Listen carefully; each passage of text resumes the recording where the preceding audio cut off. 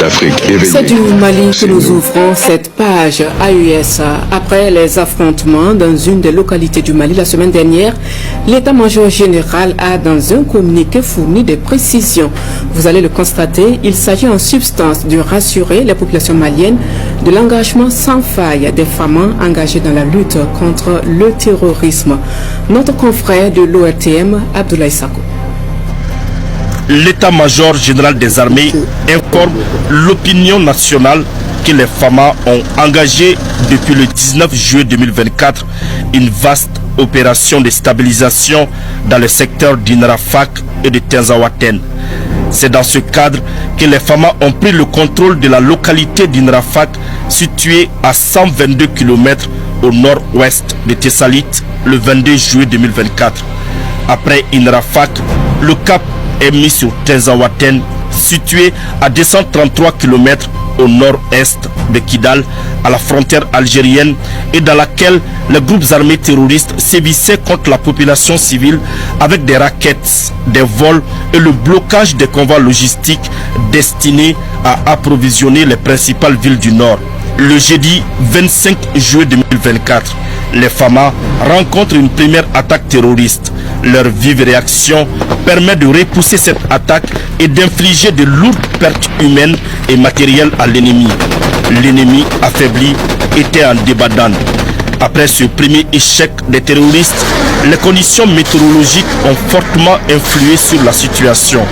Une nuit orageuse marquée par des tempêtes de sable dans la zone ont permis à la coalition terroriste de se réorganiser et de recevoir des renforts de tous les groupes terroristes de la sous-région. Ainsi, le vendredi 26 juillet 2024, les combats ont doublé d'intensité. Les groupes armés terroristes regroupés dans une coalition opportuniste comprenant l'IGS et le GSIM ont lancé plusieurs véhicules kamikazes contre nos forces.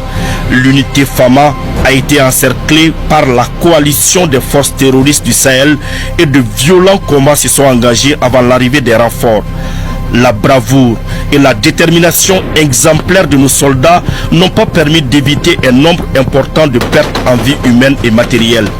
Nous tenons à souligner que cette situation ne saurait remettre en cause la dynamique d'exercice de l'autorité de l'État sur l'ensemble du territoire national, comme matérialisé par la prise de contrôle d'Inrafak.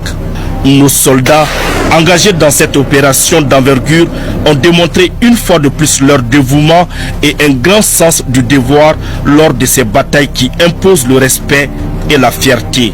Nous leur exprimons notre reconnaissance infinie.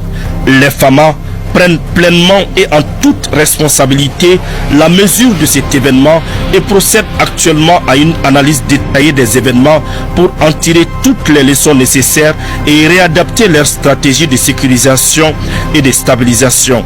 Les FAMA adressent leurs condoléances les plus sincères aux familles de nos héros tombés sur le champ d'honneur et un prompt rétablissement aux blessés.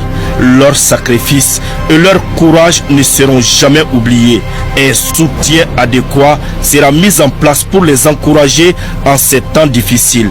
Enfin, l'état-major général des armées assure la population malienne que cette épreuve a renforcé plus que jamais la détermination et l'engagement de nos FAMA.